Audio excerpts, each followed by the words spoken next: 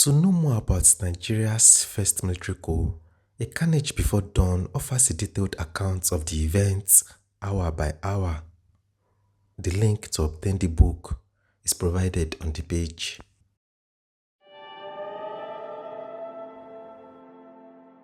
In February 1986, Nigeria became a full member of the Organization of Islamic Cooperation, formerly known as the Organization of the Islamic Conference (OIC).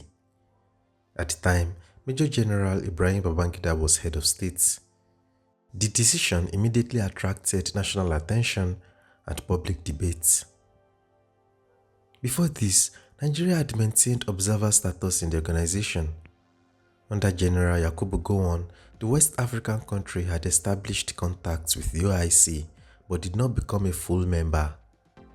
Nigeria's relationship with the organization had, therefore, already existed before 1986. Why then did Babangida upgrade Nigeria's status to full membership? What reasons were given for the decision? And did this move amount to an attempt to Islamize Nigeria? Let's find out.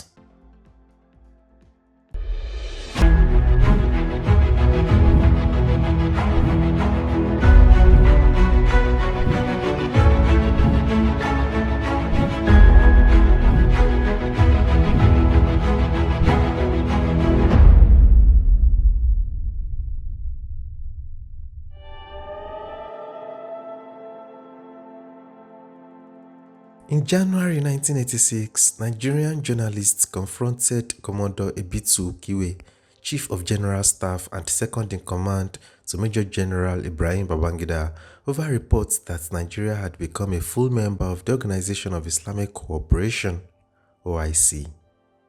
Ukiwe dismissed the reports. He stated clearly that the issue of full membership had not been discussed at any meeting of the Armed Forces Ruling Council (AFRC). According to him, Nigeria remained only an observer, a position it had maintained since the 1970s. Nigeria's earlier contacts with the OIC dated back to the regime of General Yakubu Gowon, when the country began attending meetings in an observer capacity. Observer status did not confer full rights or obligations of membership. It allowed Nigeria to attend sessions without being formally bound as a member state. For years, these arrangements attracted little public attention and generated no major controversy. The IOC itself is an international organization made up largely of Muslim-majority countries. It promotes cooperation among member states in political, economic, cultural, and social matters. Its religious identity, however, made Nigeria's relationship with it particularly sensitive, given the country's religious diversity and constitutional framework. It later became evident that Nigeria's status had been upgraded to full membership in February 1986.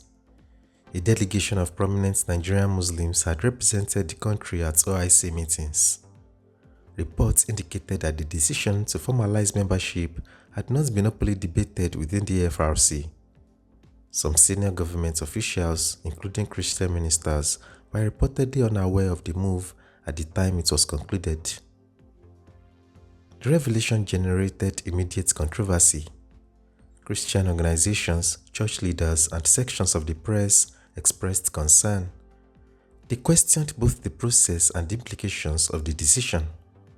Many argued that full membership in a religiously defined international body conflicted with Nigeria's secular constitutional status.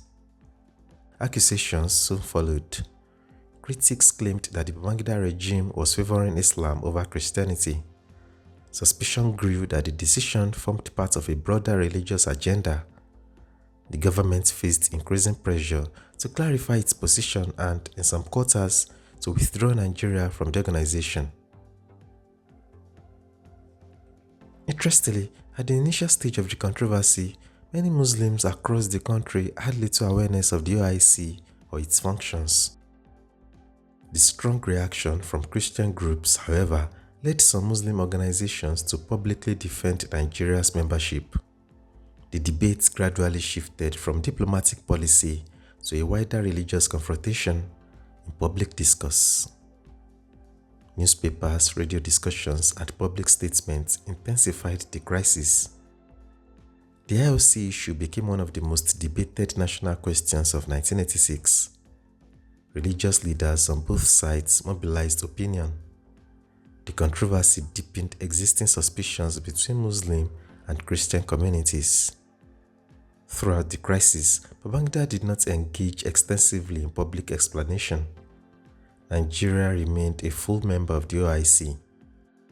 Although the immediate tensions later subsided, the episode left a lasting mark on inter-religious relations and became a defining moment in the political history of his regime.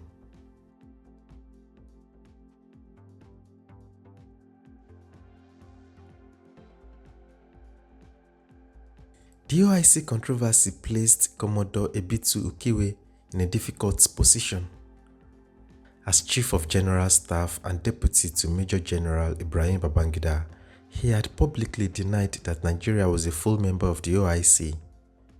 When the membership was confirmed, the denial embarrassed him and raised questions about internal communication within the government. Reports later suggested that his relationship with Babangida became strained following heated exchanges over the matter. Within the FRC, political alignments began to shift. Some senior officers were reportedly dissatisfied with Ukiwe's position and influence. Allegations were made against him and discussions emerged about removing him from office. The Commodore was said to lack a strong political support base within the ruling military structure. On October 20, 1986, Ukiwe was retired from service. The decision was unprecedented in Nigeria's military history, as it marked the first time a serving head of state removed his deputy from office. Speculation followed regarding the role of other senior officers in the development, including Major General Sani Abacha, who was widely believed to have been influential within the regime at the time. Ukiwe was replaced by Rear Admiral Augustus Aikomu, who had been Chief of Naval Staff and was from the former Bende State in the south. Aikomu assumed the position of Chief of General Staff and served as Babangida's deputy thereafter. His appointment stabilized the leadership structure within the regime. General Babangida, in the interim, was about to make some chess moves.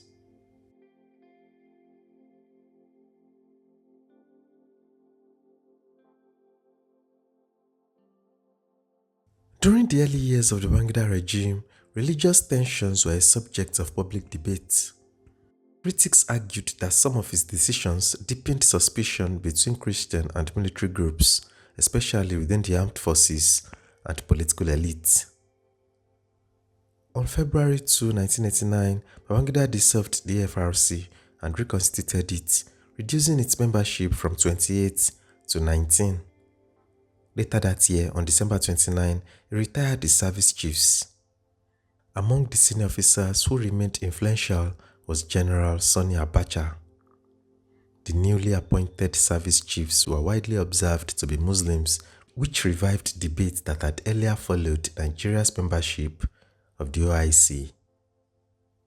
With the heads of the Army, Navy, and Air Force now Muslims, sections of the public and press questioned the pattern of appointments. Commentators discussed whether the changes reflected political strategy, military restructuring, or religious alignments.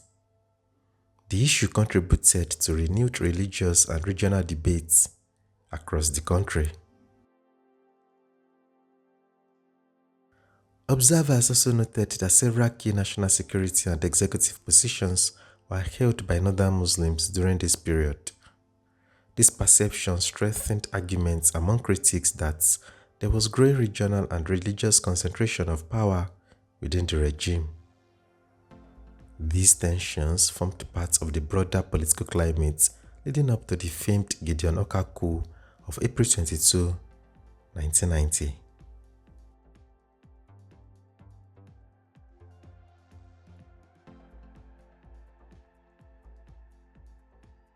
Among the Southerners at the time, the Babangida regime was described as being dominated by Muslim Hausa Fulani.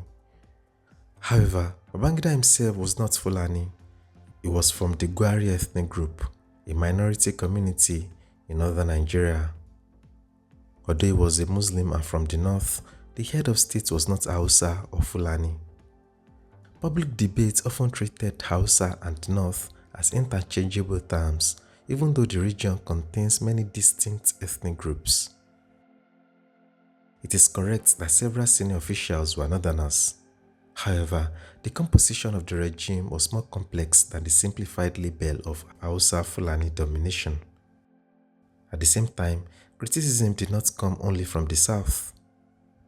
Some political actors within the northern Muslim establishment also expressed dissatisfaction, arguing that appointments were not sufficiently favorable to them. Questions were raised about the distribution of senior military and governmental positions. Religious arguments also entered the debate. Some Muslim groups maintained that, as the majority population in Nigeria, they should reflect that status in key appointments. Objections were raised in certain quarters when Christian military governors were posted to states with large Muslim populations. These issues added to the already sensitive religious climate of the period. In May 1992, Babangida restored Nigeria's diplomatic relations with Israel, reversing a policy that had been in place for about a decade. This decision introduced another dimension to religious and foreign policy discussions within Nigeria. It showed that the administration's actions did not always align nearly with religious expectations from any single bloc. As a result, Babangida faced pressure from multiple directions. While some Southerners accused him of promoting northern Muslim dominance, elements within northern political circles expected stronger alignments with their interests. Thus, Babangida's reshuffles in favor of the Muslims and Nigeria's full registration as a member of the OIC may have been the general's attempt to placate the Northerners, whose support he needed for his continued role as Nigeria's military head of state. So, did Babangida Islamize Nigeria?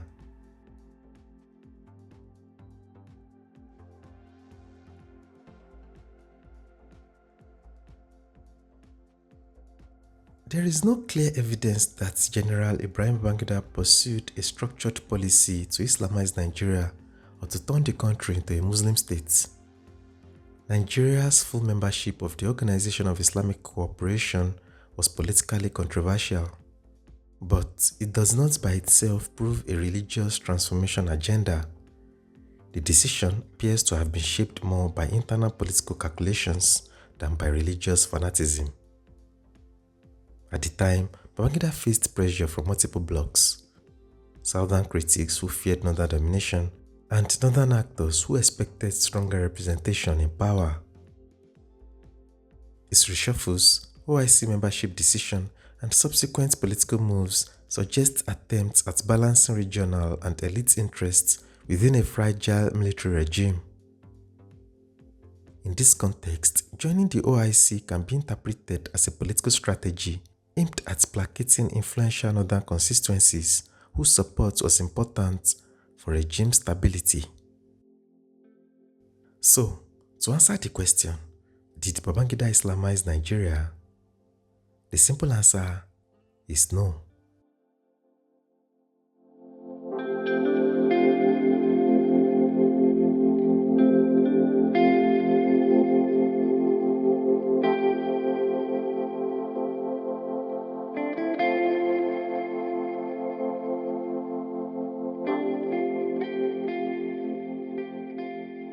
Around the same period, there was an alleged conspiracy against the Babangida regime that would lead to the execution of General Vatsa on March 5, 1986. You can check out the full story in our next episode.